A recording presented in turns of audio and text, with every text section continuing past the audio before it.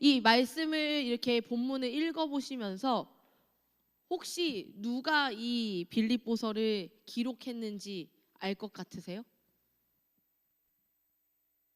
알아야 할 텐데. 네, 맞습니다. 바울 맞습니다. 로마서 성경 공부를 하신 분들은 보면서 이 느낌 알 것 같은데 이런 느낌이 있으셨을 거예요. 또 우리가 로마서 말씀을 보았잖아요. 바울이 어떠한 것들을 계속해서 주장하였는지 그것을 이제 이 말씀에서도 다시 한번 보게 되는 것 같습니다. 오늘 이제 내일이 크리스마스잖아요. 오늘 어떠세요? 오늘 설레이는 이 크리스마스 전야입니까? 아니면 그냥 주일이에요? 네, 얼굴을 보아하니 그냥 주일이군요. 미안합니다. 근데 여러분, 이 크리스마스 어떠한 날이길래 우리는 이렇게 기뻐할까요? 우리가 메리 크리스마스라고 이렇게 인사하는 이유는 무엇일까요? 여러분들을 이제 누가 막 선물 사주고 그러지는 않으시잖아요. 그죠? 어렸을 때는 선물을 받을 것을 기대하고, 제가 이제 목요 여성 예배 때도 그런 얘기를 했었는데, 금요 예배 때네요. 얘기를 했었는데 저는요, 이 성탄절이 되면은 너무너무 설레었어요. 이 선물을 받을 것. 근데 선물 받는 것이 선물 자체가 좋았다기보다는 저는 이제 이 산타 할아버지가 착한 애들을 선물을 주는데 내가 선물을 받으면 내가 착한 애라는 게 인증을 받는 어떤 느낌인 게 너무 좋은 거예요. 그래서 항상 그 성탄절 아침에 이제 설레었던 것 같아요. 그리고 선물이 있으면 역시 나 착하다, 진짜 착했네, 올 한 해 진짜 착하게 고생했네, 뭐 이렇게 생각하면서 위안을 받았던 것 같아요. 언젠가 산타 할아버지가 없다라는 걸 확실히 아는 순간 기분이 많이 상했지만 어쨌든 그 존재를 알기 전까지만 해도 이제 그러한 설레임이 저 안에는 있었던 것 같습니다. 또 크리스마스라고 하면 여러분들이 그래도 조금 귀를 기울일 만한 얘기를 해볼까요? 여기 우리 남편은 없으니까요. 저에게 되게 기억에 남는 새벽송이 있죠. 이제 새벽송 아는 세대예요? 네, 민수가 끄덕였네요. 알고 있고요. 네, 해봤어요. 민수는 해본 게 확실해요. 네, 크리스마스 때 이제 새벽송을 성도님들의 집에 이렇게 돌 때, 저도 이제 고등학생 때 좋아하는 오빠랑 이제 합법적으로 하루를 지새우는 그 새벽송, 그와 함께 이제 스타렉스, 그땐 봉고차인데요. 봉고차 안에서 히터를 틀고 이렇게 좁은 차에 짐으로 가득 차 있으니까 우리는 붙어 있을 수밖에 없었단 말이에요. 이렇게 앉아서 오빠랑 이렇게 이 집 저 집 드나들면서 미래를 꿈꿨던 그때가 기억이 나는 것 같아요. 그리고 이제 제가 오빠에게 이 따뜻한 그 썰스데이 아일랜드 머플러를 그 당시 용돈을 모아서 사서 오빠의 목에 걸어주면서 좋아한다고 고백하고 영원한 우정으로 남았던 그 이야기가 오늘 생각나네요. 뭐 상관없어요. 지금 더 멋있는 오빠랑 사니까. 저 우는 거 아니에요? 네, 그 오빠는 잘 살고 있어요. 저쪽 세문안교회 목사님으로 잘 계시더라고요. 비슷한 땅에 머물고 있죠. 저는 행복합니다. 어쨌든 이 성탄의 다양한 어떤 그 기억들이 우리 안에 있잖아요. 근데 이제 사실은요, 그 많은 기억, 신앙은요, 사실은 이러한 여러 기억들이 이렇게 낱낱이로 모여서 이렇게 그 퍼즐 조각들이 합쳐질 때 어떤 하나의 하나의 모습으로 우리 안에 자리 잡는 것 같아요. 내가 이제 어린 때부터 교회 다니셨다면 어린 시절에 이제 분명히 나는 집에서 자고 있었는데 엄마가 자는 채로 나를 들어 옮겨서 교회에서 깨어났다든지, 당연히 이런 일 많았을 것 같은데, 네, 자고 일어났는데 목사님 집이라든지 교회라든지 뭐 이런 경험이 있잖아요. 그리고 분명히 기도를 부모님들이 시작한 걸 봤는데 날이 저물었는데 아직도 기도하고 있어서 다시 잤던 기억도 있는 것 같고요. 뭐 이렇게 새벽송도 있고요. 또 이제 떡국을 먹었던 교회에서의 기억들도 있고, 또 생일 파티 때는 이렇게 생일 때마다 이 색종이로 이렇게 고리고리 엮어서 목에 걸어주면 그걸 너무 좋아했어요. 근데 오늘날 유치부 선생님들 어때요? 애들한테 그 종이로 된 목걸이 걸어주면 어떨 것 같아요? 생각도 못 해본 그림인가요? 네, 어쨌든 그러한 기억들이 오늘의 저를 만들었어요. 여러분도 오늘 여기 왜 계세요? 어떠한 기억들 때문에 이 자리에 계세요? 우리의 신앙은요, 많은 기억들과 그 기억이 오늘의 현실이 되는 이 현현으로 이렇게 이루어져 있습니다. 그러니까 여러분들이 삶에서 하나님 안에서, 교회 안에서, 또 믿음의 사람들과 함께 같이 쌓았던 기억들은요, 하나도 버릴 것이 없는 것 같아요. 이번 크리스마스 때도 여러분들에게 그 기억들이 여러분들의 삶에 자리하는 그러한 시간이 되었으면 좋겠어요. 좋은 기억으로 오늘 안고 돌아가셨으면 좋겠습니다. 그러려면 이따가 있는 그 파티에 참여하셔야겠죠. 네, 사도 바울이요, 이 빌립보서는요 로마에서 가택연금이 된 상태에서 이 빌립보서를 썼습니다. 그러니까 이제 갇혀 있는 상태에서 이 편지를 쓴 거예요. 그런데 그 상황에서도 이 편지를 왜 썼을까? 이 빌립보 교회 성도들이 어려움에 빠진 것 때문입니다.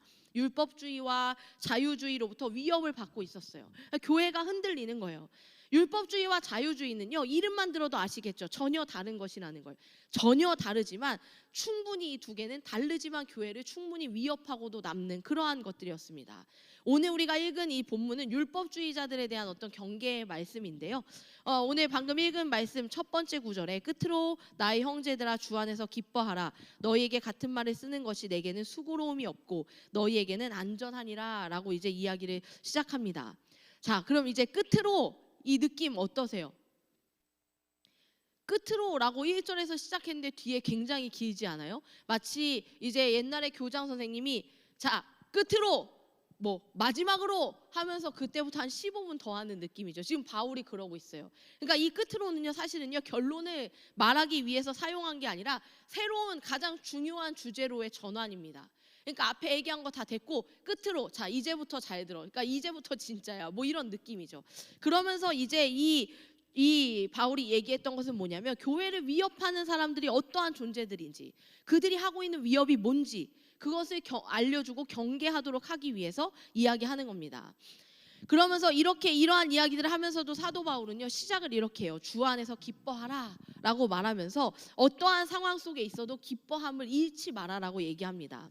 그러면서 주 안에서 기뻐하라. 이 기쁨의 근거가 뭐예요? 예수 그리스도라는 거예요. 자, 여기에서 아주 중요한 게 있어요. 그러니까 바울이요 끝으로 하면서 그 가택연금 상태에서도 이 글을 쓴 이유는 뭐예요? 이 성도들이 지금 기쁘지 못하기 때문이에요. 우리가 교회가 어려우면요 교회 안에 기쁨이 없습니다. 하나님을 믿는 사람들은요 아주 쉬워요. 하나님 믿으면 기뻐야 돼요. 신앙생활을 내가 건강하게 하고 있으면 기뻐야 돼요. 하나님을 잘 믿고 있고 신앙생활 건강하게 하고 있는데도 계속 불평, 불만, 걱정, 근심 뭐 이런 것만 내 안에 가득하다. 그렇다면 사실은 어떤 신앙에 뭔가 오류가 지금 발생한 거거든요. 근데 특별히 공동체에 어려움이 있으니까요. 어때요? 여러분들 중에 혹시 다른 교회에서 있다가 오신 청년들, 그 청년들 중에 어떤 교회의 어려움을 한번 겪어보고 오신 분들 계세요? 그 어려움을 겪는다는 건 진짜 어려워요. 내가 내 삶의 아주 중요한 기반이었던 교회가 흔들리고 그렇다고 내가 이 교회를 떠나서 어떤 교회를 가자니 찾을 수가 없는 그러한 어떤 고립감, 그러한 슬픔, 그러한 어떤 아픔이 있거든요. 근데 이제 그렇게 어려운 상황, 이 기쁨을 잃어가는 상황을 보면서 바울은요 기쁨을 잃지 않기를 너무나도 바라는 거예요. 누가 너희들을 지금 기쁘지 못하게 하냐? 누가 지금 너희를 어렵게 하냐? 도대체 누구냐? 우리 안에서 신앙생활 할 때요 여러분들의 기쁨을 앗아가는 무언가가 있습니까? 그럼 그 일을 위해서 우린 기도해야 돼요. 그게 외부적인 요인이라면 그것을 위해 함께 기도하면 되지만 정말 어려운 것은 내부적인 요인으로 우리가 기쁨을 잃을 때는 진짜 어렵습니다. 그럼 그럴 때 어떻게 해야 돼요? 그걸 위해서 계속 기도해야 돼요. 우리 공동체가 하나님을 예배하며 기쁠 수 있도록. 그래서 여러분들이 기뻐하셔야 됩니다. 여러분들 얼굴 기쁜 거 맞나요? 인생 아직 한 2회차 정도의 이런 표정 나오면 어떡해요? 부장님 표정 한번 보여주세요. 네, 여러분들의 삶에 정말로 기쁨이 있길 원해요. 바울은 지금 그걸 원하는 거예요. 믿음의 성도들이 기뻐하십시오. 예수 그리스도 믿는 자들이 왜 기뻐하지 못합니까? 누가 여러분들 기뻐하게 하지 못합니까? 이 아픔을 가지고 지금 이 바울은 그 연금 상태에서도 갇혀 있는 상태에서도 그걸 쓰는 거예요. 빌립보 성도들이 신앙의 위협으로부터 신앙을 지키도록 바울은 지금 수고를 마다하지 않고 같은 말을 계속 쓰고 있는 거예요. 그리고 이러한 경고를 여러 번 반복하는데도 바울은 지금 실증 나지 않아요. 물론 듣는 사람은 어려울 수 있죠. 근데 바울은 계속 같은 말 하는 걸 포기하지 않는다는 거예요. 근데 여러분 보세요. 계속 잔소리하면요. 맨날 똑같은 잔소리에 듣기 싫다라고 생각할 수 있죠. 근데 듣는 사람이 힘들까요? 하는 사람이 힘들까요? 사실 하는 사람이 힘들어요. 와, 이렇게 해도 진짜 안 변하는구나. 이걸 보면서도 이쯤 되면 이제 그만하자. 그렇게 살든지 말든지 망하든지 말든지 에라 이렇게 하면서 안 하고 싶잖아요. 그런데도 계속 하는 거예요. 왜 그럴까? 사랑하니까. 포기할 수 없으니까. 그게 지금 바울의 마음이에요. 그래서 바울은요, 자신이 이렇게 권면하는 것이 결국에는 빌립보 성도들의 안전을 보장하는 일이기 때문에 주께서 보내신 사도의 역할을 감당하는 이가 이 교회가 어려운 것을 보고 한두 번 말했는데도 듣지 않는다고 그냥 포기하고 외면하기에는 그럴 수가 없는 사도의 마음입니다. 그래서 계속해서 같은 이야기들을 하고 있어요. 주님께서 맡겨주신 이 주님의 몸된 지체들이 시험에 들지 않고 이 신앙 안에 위협이 되지 않고 온전하게 잘 세워져 갈 수 있도록 반복적으로 계속해서 주의를 주고 깨닫게 하는 것, 이를 지금 사도 바울이 하고 있는 겁니다. 그러면서 1장 28절에서 뭐라고 이야기하냐면 무슨 일에든지 대적하는 자들 때문에 두려워하지 않는 자세도 필요하다. 그러면서 기뻐하며, 두려워하지 말고 주님 안에서 기뻐하며 경계를 늦추지 말고 신앙을 잘 지켜라. 우리가 왜 두려움이 나오냐면요, 교회 안에서 우리가 신앙생활 할 때요, 어려운 일들 한번 겪어보셨어요? 특별히 교회에서 대부분 어려운 일은 관계에 대한 일이죠. 근데 그게 되게 무서워요. 재밌는 건요, 그냥 사람이거든요. 그냥 사람이에요. 근데 그 사람이 무서울 때가 있어요. 그 사람이 떠들고 다니는 말, 그 사람의 어떠한 평가, 그 사람의 어떠한 시선, 그러한 것들이 무서울 때가 있어요. 아무것도 아니거든요. 비하하는 게 아니라 사실은 어제만 해도 같이 밥을 먹고 함께 예배했던 사이잖아요. 그랬던 사람들이 무서워진다니까요. 나를 흔들면, 나의 신앙을 흔들면요, 무서워지기 시작해요. 내가 진짜 무언가를 소유하고 있음에도 불구하고 거짓된 이야기들, 중요하지 않은 말들 때문에 내 신앙이, 내 가치관이 흔들리고 교회를 떠나고 싶고 신앙을 잃어버리고 싶고 더 이상 예배하고 싶지 않고, 그러다가 뭐라고 말해요? 교회에 상처를 받아서 교회를 나가지 않습니다 라고 이야기하잖아요. 죄송해요. 저는 여러분들이 힘들고 상처받을 때 위로하고 싶어요. 그런데 이 말은 해드리고 싶어요. 상처받는다고 교회 떠나는 거는, 그거는 바꿀 수 있는 대상이 아니에요. 여러분들이 500원 주고 한 1억 하고 바꾸실 거예요?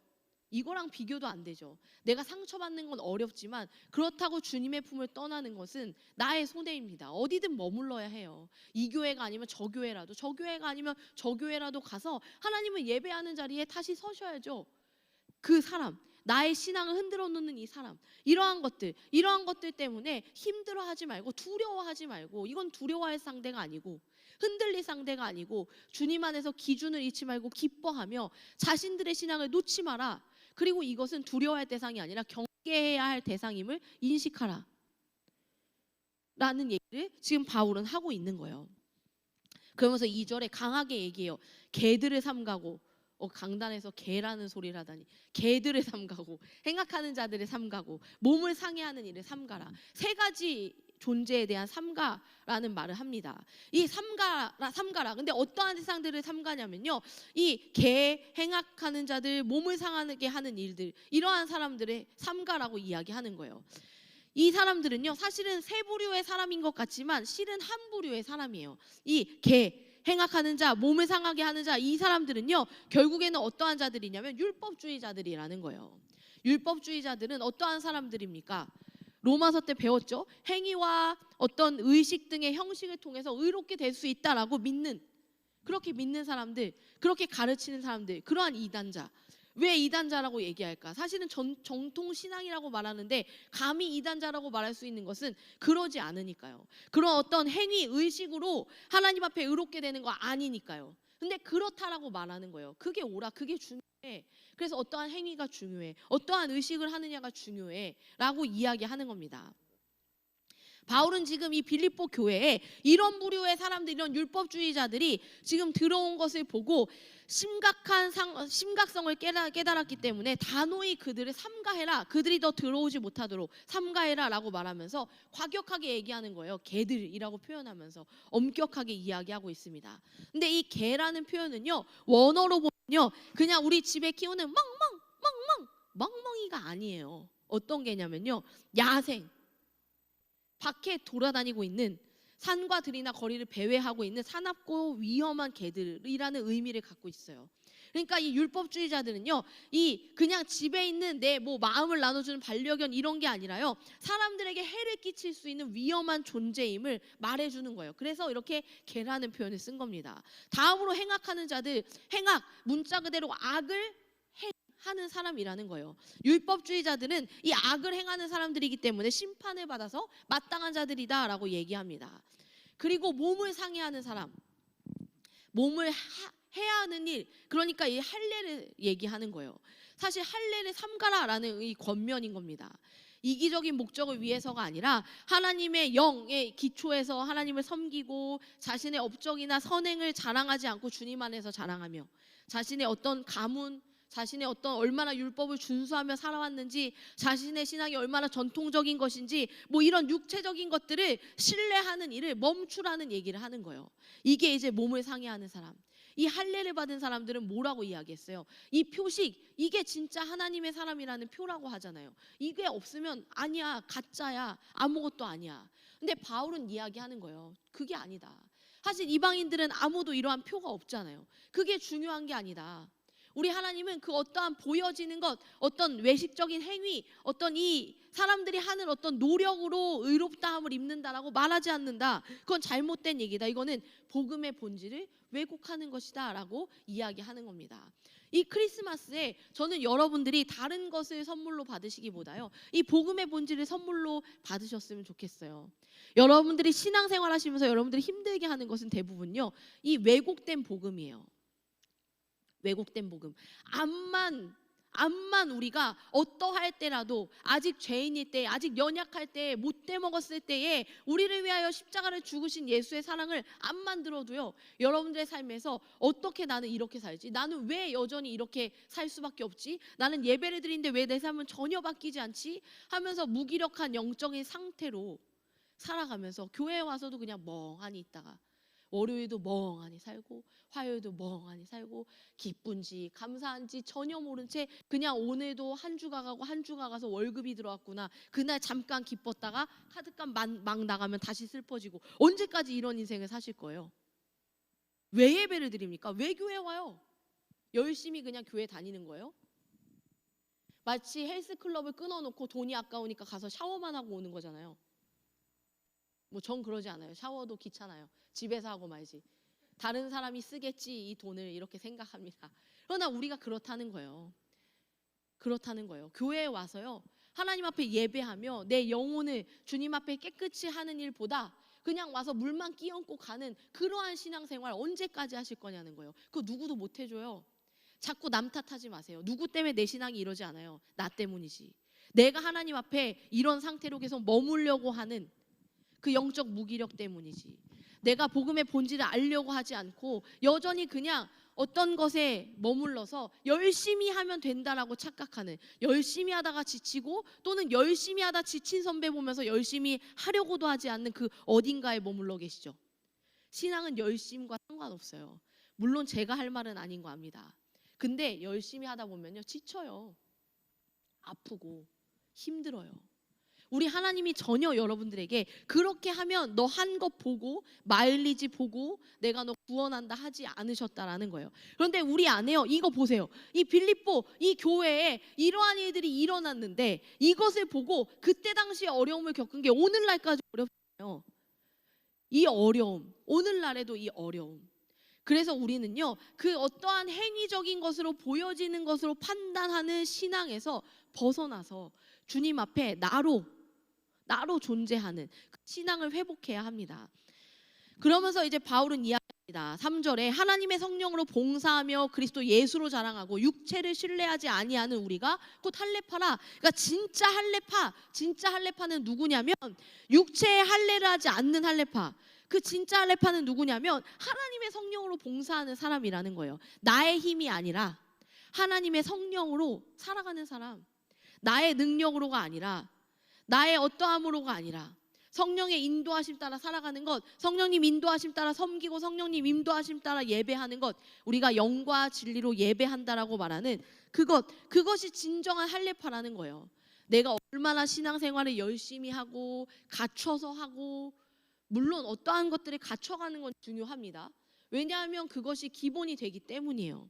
그런데 그것에 매이기 시작해서 그냥 내가 주님 앞에 그냥 나의 힘으로, 이 육체의 힘으로 하는 것의 위험성은 뭐냐면요, 내가 했다라는 거예요. 내가 했다. 하나님 제가 했어요. 하나님 제가 오늘 교회에 왔어요. 하나님 제가 열심히 기도했어요. 하나님 제가 열심히 헌금했고요. 제가 열심히 사람을 섬겼고요. 제가 열심히 교사했고, 제가 열심히 순장했고, 제가 열심히 성가했습니다. 자, 그럼 하나님은 뭐 하시겠어요? 저를 위해. 이렇게 이제 신앙이 가면 잘못된다는 거예요. 그런데 하나님은요, 마르다와 마리아에게도 얘기하시듯이 지금 네가 뭘 하는 거 너의 힘이 아니라 내가 할 수 있게 해다오 라고 계속해서 말씀하신다는 거예요. 그래서 여러분들 우리 안에서요, 어떠한 것들을 보여지는 신앙 또는 불안함 때문에 사역의 사역으로 여러분들을 채우지 마십시오. 아, 그렇다고 다 그만두면 안 돼요. 내가 어떠한 사역을 하고 섬기는 건요, 내 신앙을 해치지 않을 정도까지 하는 거예요. 더 좋은 건 그렇게 하다 내 신앙이 성장할 수 있으면 제일 좋아요.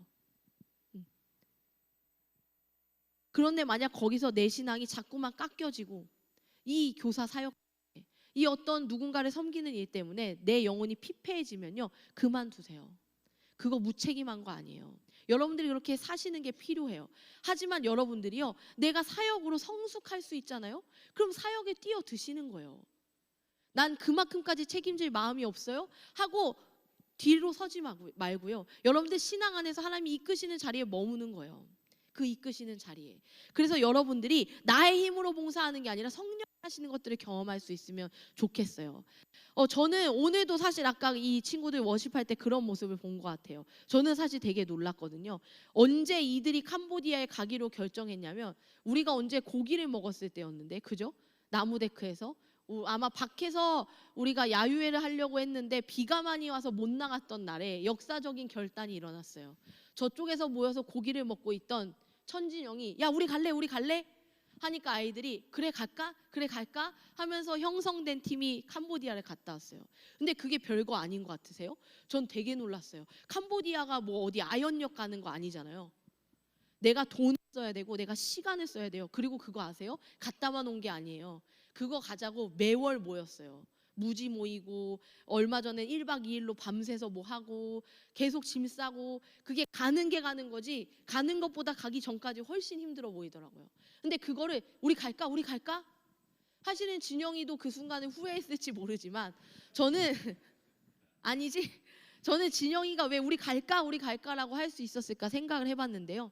진영이가 만약 진영이의 힘으로 그것들을 해왔었다면 다시 가고 싶지 않았을 거예요. 아, 캄보디아 갈 데가 아니야. 너무 힘들었어. 그런데 우리 캄보디아 소개 영상 할 때마다 천진영과 송진수가 영상에 나오는 거 아세요? 그때 이제 아마도 저는 진영이가 그 복음의 기쁨을 보지 않았을까. 그러니까 힘들 거는 당연한데 가자. 그러면서 이렇게까지 얘기하더라고요. 야, 그리고 가기로 하면 모임 절대 빠지면 안 돼. 이렇게까지 단둘이 하는 것도 제가 들었어요. 그런데 그 중에서 가장 놀라운 건 누구냐면 양민혁이었어요. 양민혁은 사실 어떠한 생각이 없었던 게 확실해요. 근데 양민혁한테 야, 남자들이 너무 없대, 너 가자 하는데 이제 자기가 가기로 결정한 거예요. 그래서 제가 민혁이는 왜 간대? 라고 물어봤더니 아, 지금 아니면 언제 가나 해서 가기로 결정했다, 뭐 이런 얘기를 해주더라고요. 그리고 오늘 여기서 워십을 하는 거예요.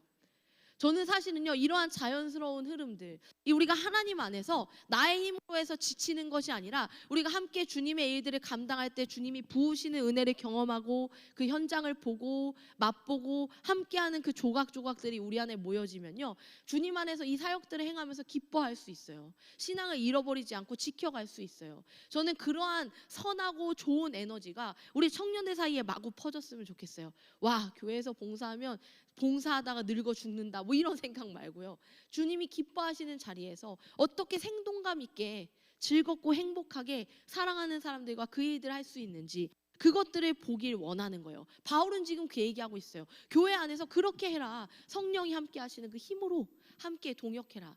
그런데 너희들이 자꾸만 나의 힘으로, 나의 의로, 나의 어떠한 신앙으로, 나의 어떠함으로 하려고 하면 지치고 상하고 서로 정죄하고 판단이 난무하는 것에서 결정이 끝나요. 아무리 좋은 열매를 사람들이 보기에 냈어도요, 공동체는 깨지게 되는 거예요. 그러나 어떠한 열매가 그다지 안 보여도요, 이 공동체가 기쁘면 그게 열매인 거예요. 아, 기쁘다. 우리끼리 너무 기뻐. 우리끼리 너무 행복해. 그럴 수 있다면 된다라는 거예요. 그러면서 이 바울이 뭐라고 이야기하냐면 성령으로 봉사하며, 두 번째 그리스도 예수로 자랑하고 라고 얘기합니다. 그리스도 예수로 자랑하고, 3절 말씀이에요. 그리스도 예수로 자랑하는, 그러니까 그리스도 예수 안에서 자랑하는 사람이 된다라는 거예요. 헛된 것을 자랑하지 않고. 여러분들 밖에 나가서 뭐 자랑하고 다니세요? 뭐 자랑해요? 요즘에는 그런 사람들이 많다고 하더라고요. 집은 사기 틀렸으니 좋은 차를 사자, 이렇게 생각하는 사람들이 많다고 하더라고요. 그래서 이제 어떠한 차를 사서 그 차를 몰고 다니면서 차가 멈추고 그 차 문에서 내리는 순간의 그 시선, 그게 너무 좋다는 거예요. 그러니까 우리 안에 무엇을 자랑하며 사세요? 그 차에서 내리는 순간이요? 아니면 내가 메고 다니는 가방이요? 아니면 내가 가지고 있는 어떤 스펙이요? 그리고 누군가가 혹시 어느 학교 나오셨어요? 할 때 저요? 하고 말하는 어떤 그 순간이요? 인생이 몇 번 되지도 않을 그러한 것들에 우리가 연연하며, 그러한 것들을 자랑하기에 그걸 자랑할 것이 없어서 힘들어하며, 또는 아무도 물어봐 주지 않으니까 열심히 인스타그램에 업로드하며 우리가 살고 있는 그 시간. 그런데 그러한 것들을 자랑하기보다 우리가 진짜 자랑할 게 뭐냐? 사실 자랑은요, 뭐에서 하냐면요, 내가 막 어떻게 해서 이룬 것보다요, 너무 좋은 건데 공짜로 얻으면 진짜 자랑이 나오지 않아요? 너무 좋은 건데 공짜로 얻어본 적 있어요? 저 딱 한 번 있어요. 우리 목회자 총동문회가 있어요. 되게 가기 싫은 이름이죠. 맞아요. 되게 가기 싫어요. 우리 담임 목사님은 다행히 그런데 안 데려가세요. 근데 그런데 간 적이 있어요. 너무너무 가기 싫다 하면서, 그때 이제 저희 아이가 어렸을 때라 이렇게 아기띠를 메고 총동문회에 가서 여기서 나는 무엇을 기대해야 하지 하면서 기대가 없는 그 시간 동안에 마지막 날에 행운권 추첨을 하는 거예요. 저는 기대하지 않았어요. 왜냐하면 저는 치토스 한 봉지 더, 비타오백 한 병 더조차도 한 번도 된 적이 없어요. 나는 이런 게 될 리가 없다 하고 화장실에 갔는데 막 전화가 오는 거예요. 여보세요? 왜요? 그 동료 사역자가 빨리 와요, 목사님 빨리 와요. 왜요? 혜원이가 무슨 일이 생겼어요? 빨리 오라고요. 갤럭시 탭이 됐다고 하는 거예요. 네? 하고 막 달려가서 갤럭시 탭을 받았던, 그게 저의 인생에 지금 하나 남은 마지막, 처음이자 마지막 공짜로 얻은 되게 기쁨. 그런데 갤럭시 탭 가지고 나니까요, 무슨 생각 들었는 줄 아세요? 왜 아이패드가 아니지? 인간이 얻는 것은 그래요. 그 순간 되게 만족스러울 것 같지만, 너무 좋을 것 같지만 그 다음을 계속 보게 되거든요. 근데 어떤 하나를 진짜로 얻었는데 그게 대체할 것이 없어요. 영원하고 온전하고 대단한 거야. 그게 예수 그리스도라는 거예요. 그분을 자랑하라는 거예요. 그 삶을 살아라. 그렇다면 내가 그 예수를 소유했는데 어떻게 기뻐함이 없을 수 있냐? 근데 이거 저 모범 답안인 거 알아요. 저도 예수님을 소유했으니까. 근데 자꾸만 안 기쁘죠. 예수님이 내 안에 있는데 자꾸 잊어버려요. 대단한 어떠한 존재가 있음에도 불구하고 자꾸만 육체를 신뢰하기 때문에, 나의 어떠한 힘을 신뢰하고 나의 어떠함을 신뢰해서 주님을 모시고 있고 치트키가 여기 안에 있는데 그걸 전혀 쓰지 않고 계속 내가 힘써서 하다가 맞다 예수님 진짜 죽을 것 같은데 예수님 어떡해요 하다가 좀 살만하면 또 다시 내가 땅을 파는 그러한 신앙생활 하면서 기쁨이 있다가 마구 사라지는. 그런데 오늘 3절에 얘기해요. 성령으로 봉사하며 예수를 자랑하고 또 뭐요? 육체를 신뢰하지 아니하는 우리가 진짜 할례파라는 거예요. 그 사람이 진짜 복음을 누리는 자다라고 이제 바울은 이야기하고 있습니다. 그러면서요, 이렇게 얘기해요. 바울이요, 이렇게 얘기하면요, 여러분 그런 거 아세요? 제가 결혼하기 전에 되게 마르고 엄청 예뻤을 때 있거든요. 뭐 안 믿어도 돼요. 예수님만 믿어요. 그럴 때 있었어요. 어쨌든. 근데 그럴 때 제가 부모 교육을 열심히 했어요. 그런데 이제 어떤 한 여성 집사님이 저한테 그런 얘기를 하시더라고요. 전도사님, 근데 전사님 너무너무 강의도 잘하고 너무너무 좋은데 궁금한 게 하나 있어. 뭔데요? 뭐 애는 키워보고 부모 교육하나? 뭐 이렇게 말하는 거예요. 기분이 되게 나쁘잖아요. 할 말도 없고. 근데 제가 이제 알아요. 애를 키워보지 않았으면 애 키우는 거 말하면 안 돼요. 그거는 뭐 전혀 상상할 수 없는 일이거든요. 그리고 전 7세 맘이잖아요. 8세 맘의 마음을 제가 감히 헤아리지도 않아요. 난 아직 7세 맘이라서. 8세 맘이 얼마나 힘든지 건방지게 말하지 않습니다. 그런데 이 바울도요, 만약 바울이 어떠한 경험도 없이 야 그런 건 다 잘못됐어, 그런 거 정통이 아닌 거야, 왜 그렇게 하고 사니? 라고 말하면 바울 네가 뭘 한다 그래, 네가 그런 거나 해봤어? 라고 얘기할 수 있잖아요. 그래서 4절부터 이 바울이 되게 멋있는 얘기들을 해요. 그러나 나도 육체를 신뢰할 만하며 만일 누구든지 다른 이가 육체를 신뢰할 것이 있는 줄로 생각하면 나는 더욱 그리하다. 이게 무슨 얘기냐면요, 야 내가 이 얘기 왜 하는 줄 알아? 나는 니네가 말하는 그거 있지, 해볼 만큼 해봤어. 나만큼 해보지 않았으면 말하지 마 라고 얘기하면서 자기가 어떤 사람인지 막 얘기해요. 자신의 과거를 소개합니다. 바울은 어떤 사람이에요?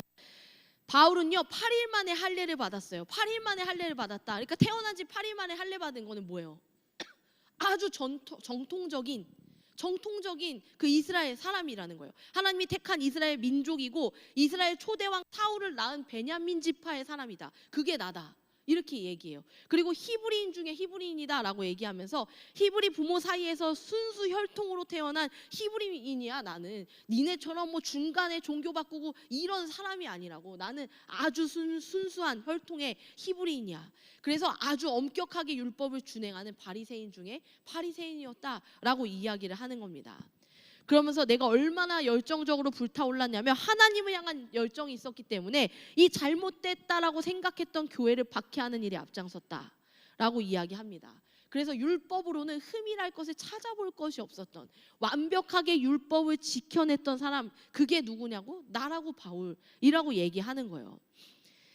바울은요 그래서 이렇게 그 당시에 과거의 대제사장에게 인정까지 받아서 유대교 관점에서 보면 이단이었던 이 교회들을 박해하는 데 앞장섰던 사람이에요. 여러분들이 잘 알고 있는 스데반 집사가 죽을 때도 그곳에서 앞장섰던 사람, 그러한 일들을 했던 사람.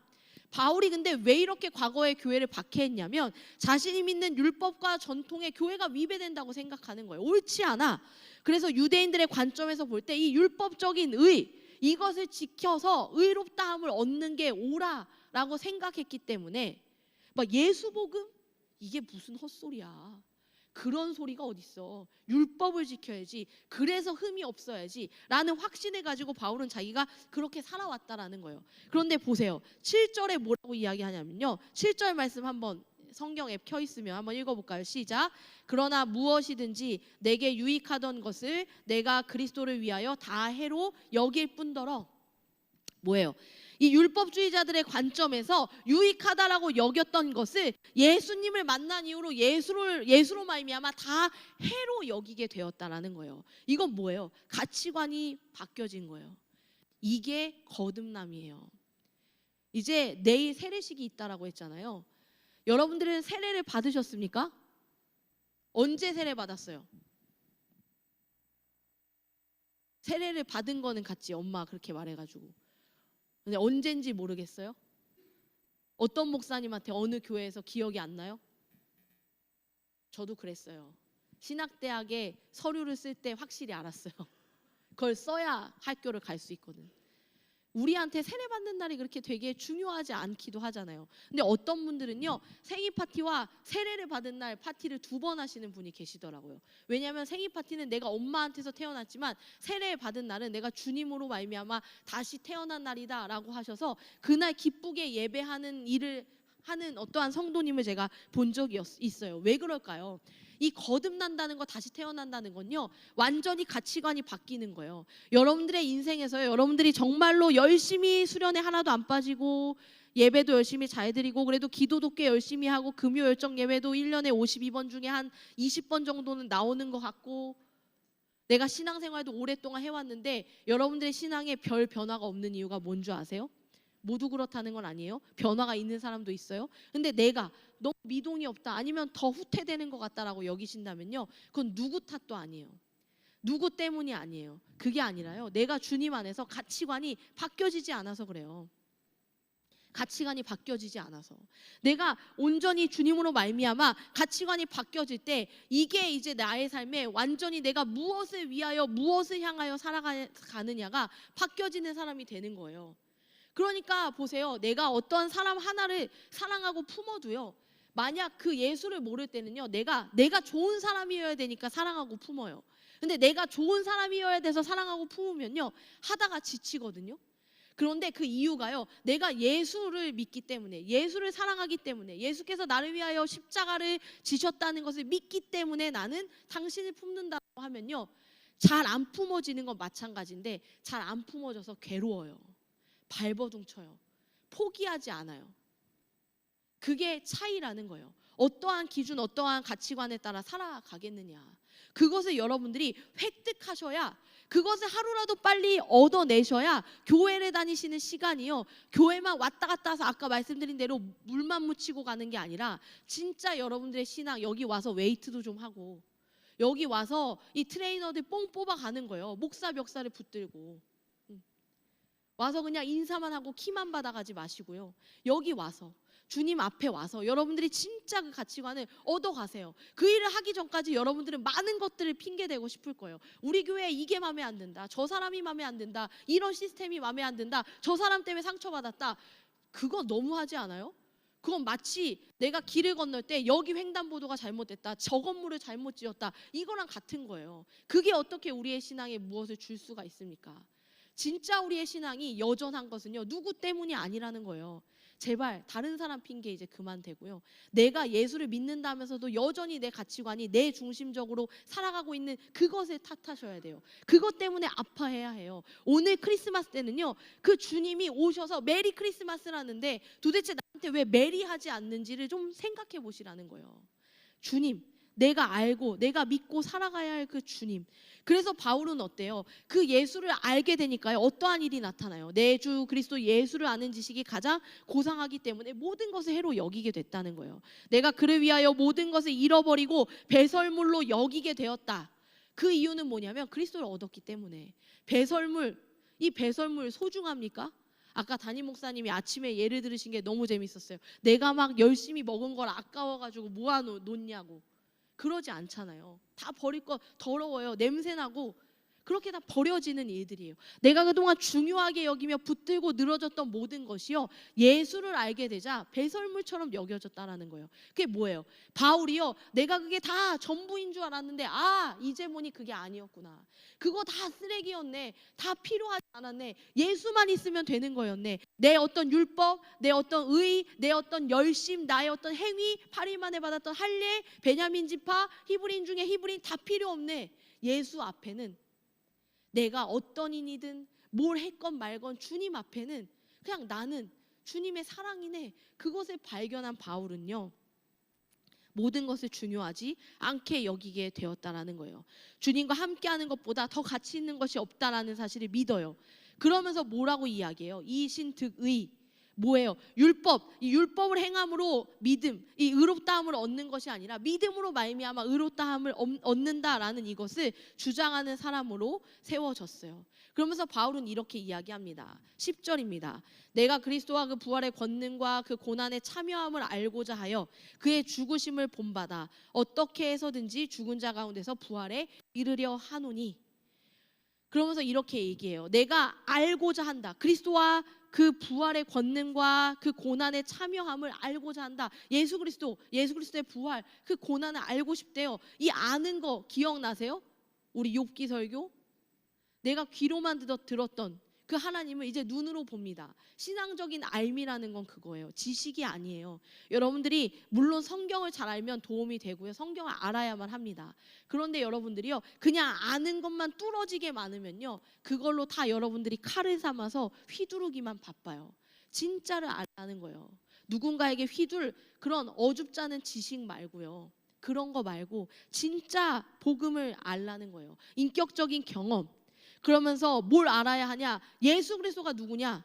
예수 그리스도의 부활이 너에게 어떠한 의미가 있냐? 그분의 고난이 무엇이냐? 그래서 네가 예수와 함께 죽고 예수와 함께 산다는 뭐냐? 그걸 알라는 거예요. 자, 그럼 여러분들에게 이제 질문을 해보겠습니다. 여러분들은 예수 그리스도를 아십니까? 예수 그리스도의 그 부활이 여러분들에게 무슨 의미예요? 계란을 많이 모아서 장조림 담그는 날인가요? 예수님의 고난이 우리에게 무슨 의미가 있습니까? 그거 모르겠으면요, 발견해야 돼요. 그러면 주님 앞에 여러분들이 이 앞으로의 신앙생활 달라질 수 있어요. 근데 그거 발견 못하면요, 10년 이 자리에 머물러도 똑같을 거예요. 악담이 아닙니다. 우리 같이 그거 해보자고요. 이 크리스마스에 우리 그거 같이 해보기를 결단했으면 좋겠어요.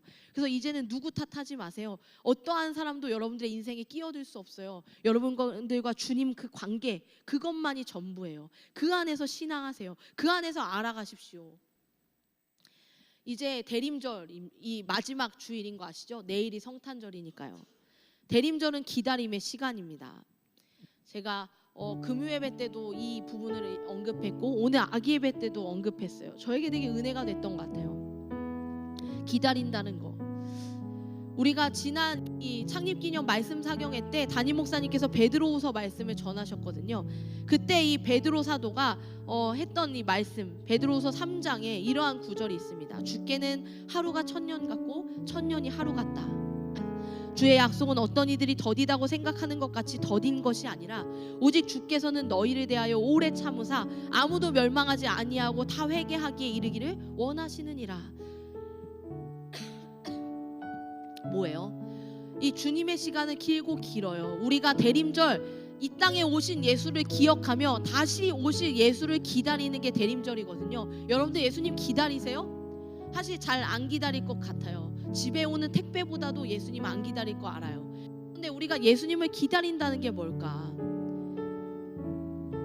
이 주님이 우리를 기다리신다는 것을 알 때 우리가 주님을 기다린다는 것이 무엇인지 또한 알 수 있어요. 방금 전에 읽어드린 말씀에 우리 주님은 우리를 위하여 기다리고 계신다고 말해요. 이때 당시에 이 교회 안에 어려움이 있었어요.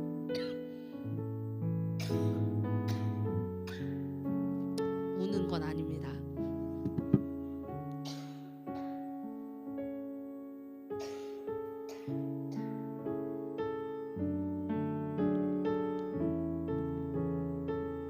설교를 마치라고 하나 봐요. 마칠 건데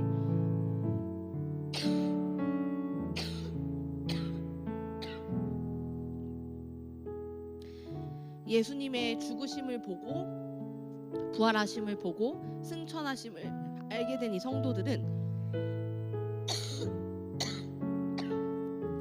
그때 기다렸어요. 뭘 기다렸나? 주님이 오실 것을. 머지않아 오시겠지. 근데 너무 안 오시는 거예요. 그러니까 그때 이 베드로 사도가 있을 때도 많은 이단이 있었어요. 그러면서 안 오실 수도 있어. 안 오실 것 같아. 그들에게 베드로가 얘기하는 거예요. 주님 앞에 이 시간은 우리 인간의 시간과 다르다 라고 얘기하면서 그런데 왜 우리 주님이 안 오고 계시느냐 그 이유를 9절에서 말하는 거예요. 오직 주께서는 너희를 대하여 오래 참으사 아무도 멸망하지 않고 다 회개하기에 이르기를 원하시느니라. 그러니까 대림절은 뭐냐면요, 나만 기다리는 줄 알았는데 우리 주님도 기다리고 계시는 것을 아는 거예요. 우리 주님도 기다리세요. 여러분들을 위해. 여러분들 최대한 한 명이라도 더 온전히 주님 안에 세워질 수 있는 그날을 최대한 기다리는 거예요. 생각해보세요. 인간이 악하면 악하고 악하면 악할수록 우리 주님 어떻겠어요? 그만 보고 싶지 않을까요? 지치지 않으시겠어요? 어떻게 이렇게 악할 수 있을까? 근데 지금도 당장 오셔도 되는데 안 오시잖아요. 기다리시는 거예요. 아무도 멸망하지 않고 다 회개하기를. 아무도라고 말해요. 아무도 멸망하지 않고 오래 참으사 다 회개하게 이르기를 기다리고 계신다는 거예요. 그게 우리 주님의 기다리심입니다. 하나님께서는 지금 세상에 대한 사랑 때문에 이 세상의 멸망을 지연시키고 계신다는 거예요.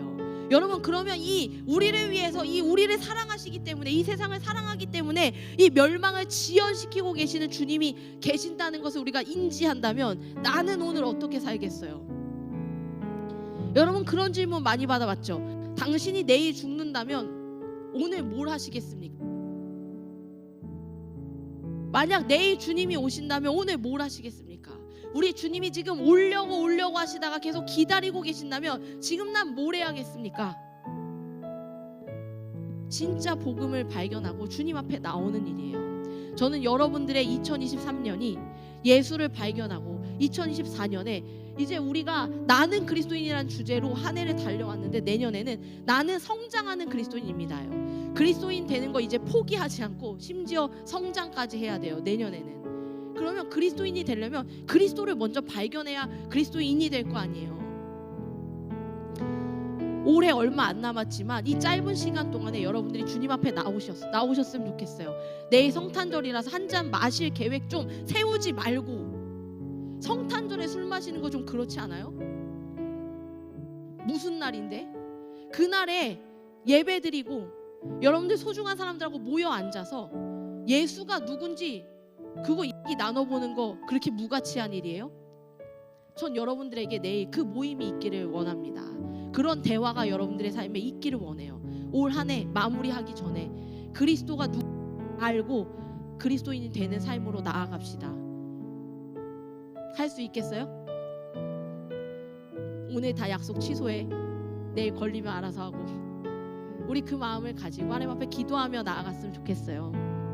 주님, 나의 만족과 유익을 위해 내가 중요하게 여겼던 모든 인간관계와 나의 어떠한 노력, 나의 어떤 능력치, 내가 쌓아오려고 했던 이 인생의 안정성, 그러한 것들이 주님 앞에 다 해가지고 온전히 주님만 내 삶의 가장 중요한 분임을 머리로는 알 것 같은데 마음으로 내려오지 않는 이 답답한 신앙에 주여 이제 말씀하십시오.